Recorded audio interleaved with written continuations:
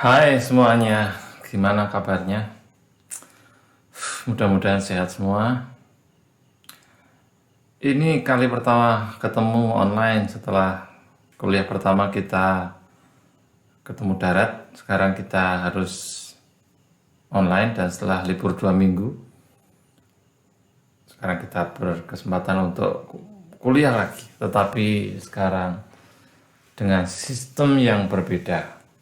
Saya harap semuanya dalam keadaan sehat.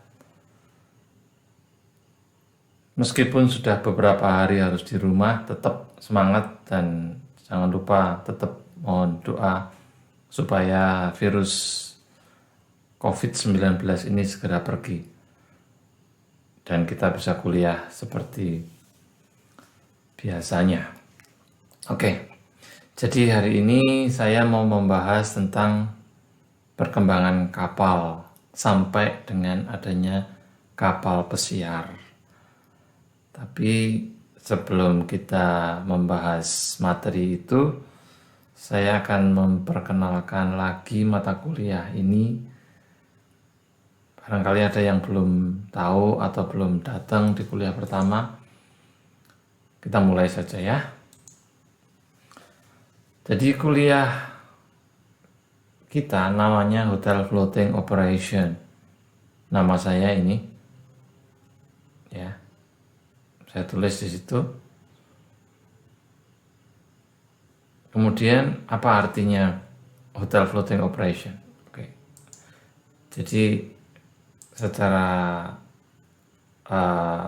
literal sesuai dengan katanya ya hotel, floating terapung, kemudian kalau operation dari kata operational artinya operasional dari hotel yang ada di kapal, ya, kapal pesiar gitu loh. Ya, jadi sebenarnya mata kuliah ini untuk mereka yang kepingin bekerja di kapal pesiar, tetapi kan tidak semuanya pengen ke kapal pesiar gitu kan. Tapi bergunakan ilmunya. Misalnya nanti adik kalian untuk ini nona-nona yang tidak mau ke kapal pesiar, mungkin adiknya atau pacarnya pengen tanya segala macam, oh bilang saya tahu. Kurang lebih seperti itu ya. Jadi yang namanya belajar nggak ada ruginya. Oke, sebelum mempelajari tentang kapal, hari ini kan saya bilang kita ngomongin kapal, perkembangan kapal sampai dengan kapal pesiar. Kita belajar sejarah kapal laut meskipun cuma sepintas. Awalnya ada kano. Kano itu seperti kayu utuh potongan yang kemudian dipahat di dalamnya jadi seperti ada cekungan dan dipakai untuk berlayar bahkan sampai ratusan ribuan kilometer. Itu sebelum 3000 sebelum Masehi ya, maksudnya sebelum Masehi 3000 sebelum Masehi. Setelah itu ada perahu Mesir, gambarnya ini. Kemudian ada perahu Romawi ini. Kemudian ada perahu karavel seperti ini gambarnya. Kalau kalian ke Eropa, kalau pas musim spring mungkin ya, saya lupa, itu ada parade karavel di Mediterranean, itu bagus sekali seperti ini. Kemudian di akhir abad 19 mulai ada kapal uap. Ingat kan film Titanic itu menggambarkan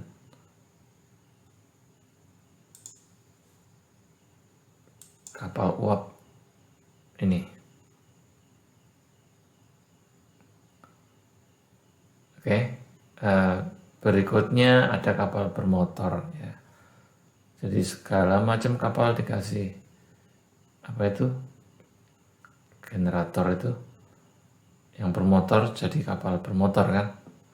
Kapal kecil kano dikasih generatornya itu. Ya jadi kapal bermotor ya kan. Oke, berikutnya macam dan jenis kapal laut. Jadi saya munculkan gambar saya lagi supaya kalian tidak ngantuk.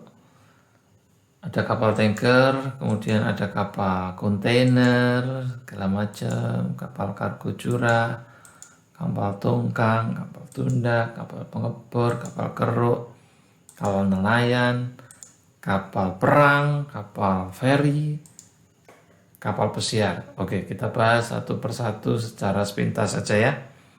Karena kalau kalian nanti lihat sekali, oh ya itu sudah dan tidak dipakai untuk ujian. Itulah. Jadi mending kita bahas yang penting-penting dulu. Ya, lihat ini kapal tanker seperti ini. Kapal yang dirancang untuk mengangkut minyak atau produk turunannya. Jadi sebenarnya buat kalian yang jadi chef atau cook gitu ya, itu kalian juga bisa mempunyai karir kerja di sini. Ini bagus untuk kerja sebenarnya. Kemudian ada apa tadi ya? Kapal kontainer khusus untuk mengangkut peti kemas. Itulah. Ini yang kemarin berhasil direbut Pak Presiden ya, Pak Jokowi. Hampir semua kapal-kapal besar yang mengangkut peti kemas itu larinya ke Singapura. Akhirnya setelah Pak Jokowi kerja keras, akhirnya mereka masuk Indonesia. Ya cepat atau lambat kita memang harus ambil semua yang harusnya menjadi hak kita gitu kan. Nanti banyak cerita-cerita saya tentang bagaimana saya begitu sebenarnya tidak suka dengan cara kerja negara Singapura yang meskipun cuma red dot country, tapi satu titik noktah merah, tapi dia menguasai jalur ekonomi distribusi seluruh Asia Tenggara. Nanti kita diskusi. Maksudnya semester ini ya. Oke. Kapal kargo curah dirancang khusus untuk mengangkut kargo curah unpackaged. Ini seperti ini ya. Oke. Kemudian ada kapal tongkang untuk transportasi sungai, kanal dengan membawa muatan seperti batu bara. Ini seperti ini. Ya. Ada lagi kapal tunda atau tugboat. Ini kecil, tapi dia mempunyai 3000 tenaga kuda. Bayangkan, kapal sekecil ini dia bisa menarik atau mendorong kapal pesiar yang terbesar sekalipun. Ya kan? Jadi kalau kapal besar yang besar sekali itu untuk mendarat di pelabuhan kan kadang-kadang susah. Dia gas sedikit total dan nabrak pelabuhan. Jadi dia kalau di pelabuhan mau masuk pelabuhan itu dia harus minta tolong tugboat untuk ngatur posisinya supaya dia letaknya nanti pas. Dan mesinnya nggak semua nyala kalau udah kapal besar itu di pelabuhan. Kemudian ada kapal pengebor drill ship konvensional ya, berfungsi untuk proses pengeboran dan penyelesaian sumur minyak lepas pantai. Gambarnya ini maksudnya gambar masih konvensional. Kapal keruk, nah ini kapal untuk kegiatan penggalian yang biasanya dilakukan di laut dangkal atau daerah air tawar dengan tujuan mengumpulkan sedimen dasar yang biasanya terkait dengan konstruksi. Ini menjawab juga pertanyaan mengapa Singapura tambah luas dan rupanya mereka membeli pasir dari Kepri ya, Kepulauan Riau. Ini menurut saya juga bukan masalah jual beli biasa, karena nanti masih ada masalah kedaulatan segala macam. Ini belum ngomong kalau radar Singapura itu menguasai udara Indonesia sudah sekian puluh tahun ya. Banyak nanti yang bisa kita diskusikan kalau kalian mau. Kemudian kapal nelayan. Kapal nelayan tahulah seperti ini yang untuk nyari ikan. Ini seperti ini. Ada kapal perang berikutnya. Nih bayangkan,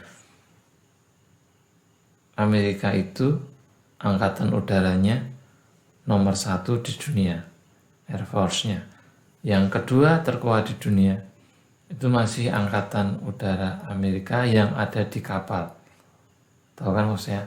Ini ada kapal induk, di situ ada pesawat-pesawat Angkatan Udara Amerika, dan itu yang terkuat di dunia yang kedua. Jadi nomor 1, kedua itu semua masih punya Amerika. Dan saya membayangkan kalau Indonesia mempunyai satu angkatan kapal induk, kita mungkin menjadi kurang lebih Cina nggak berani macam-macam lagi ya di Natuna. Ya cuma gambaran saya, kalau kalian setuju nggak kalau kita punya satu kapal induk itu? Setuju ya? Setuju. Tapi ada tapinya ya. Tapi kalau nanti bayar pajak motornya 2 kali lipat, mau nggak? Iya, maksudnya pajak itu buat beli kapal induk itu, ya kan? Ini nanti ada hubungannya dengan tol laut yang mungkin minggu depan ya, kalau nggak hari ini nggak selesai. Oke, berikutnya ini juga ada kapal selam ya, kapal perang, kapal selam. Kita ke kapal feri.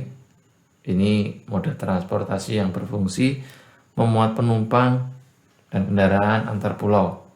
Ini paling banyak dijumpai nanti di Eropa maupun dimanapun di Amerika, di negara-negara maritim. Oke. Dan akhirnya kita ke kapal pesiar. Inilah kapal pesiar adalah kapal penumpang yang dipakai untuk tujuan berpesiar. Penumpang naik kapal pesiar menikmati waktu yang dihabiskan di atas kapal yang dilengkapi dengan fasilitas hotel berbintang. Kemudian rutenya juga macam-macam ya, ada yang rute 3 hari, 4 hari, seminggu, bahkan ada yang 3 bulan. 3 bulan itu rute misalnya apa? Rute menyeberangi Samudra Pasifik, atau pindah dari Amerika musimnya springnya habis, pindah ke Eropa, ke Mediterranean yang musimnya bagus. Itu juga tetap dijual, perpindahan menyeberangi Samudra Pasifik gitu, atau Samudra Hindia atau Samudra Atlantik pun bisa. Oke. Itu kapal pesiar. Kemudian ini buat ujian nih, keluar biasanya saya keluarkan untuk ujian. Jenis kapal pesiar menurut kapasitasnya. Ada mega cruise ship, mainstream cruise ship, small cruise ship, dan kapal pesiar pribadi. Ya, mega cruise ship adalah jenis kapal pesiar yang sangat besar dengan jumlah kapasitas penumpang antara 3.000 atau lebih sampai dengan lebih dari 5.000. Ya, oke. Kemudian ada ini gambarnya. Kemudian ada mainstream, ini kebanyakan bisa kalian jumpai di Singapura nih, kapal-kapal ini. Kalau kalian nanti ke Batam, dari Batam ke Singapura, nanti dari Batam ke Singapura itu kadang-kadang untuk masuk harus ngantri sama cruise ship ini, kecil-kecil. Yang mainstream maksudnya yang dengan 850-3.000 penumpang. Ya fasilitasnya kurang lebih sama, ada klub malam, pub, diskotik, pusat perbelanjaan, teater, bioskop, galeri, museum, perpustakaan, kasino, sebut semua jenis entertainment ada di sana ya, gym, kolam renang, bahkan yang fasilitas yang baru-baru dan canggih-canggih yang ada hubungannya dengan artificial intelligence sudah ada semua sekarang. Ini yang seperti ini. Ini, maaf. Oke, berikutnya ada small cruise ship. Dikenal dengan river cruise ship juga. Kapasitas penumpang tidak terlalu banyak, hanya ratusan penumpang. Namun fasilitas yang dimiliki ya samalah kurang lebih ya. Oke, dan terakhir ada kapal pesiar pribadi. Kapal pesiar jenis kecil hanya berkapasitas puluhan. Ya, oke. Berikutnya saya mau menyampaikan kayak seperti perkembangan kapal ini.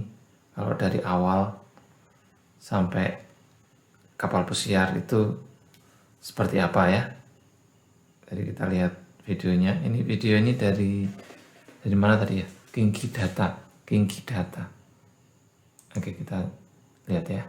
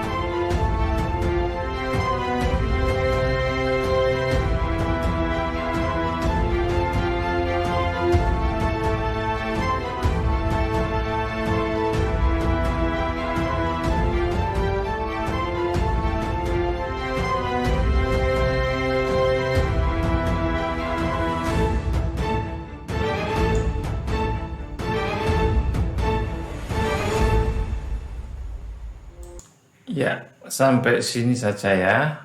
Oke. Begitu tadi ya tentang perkembangan kapal.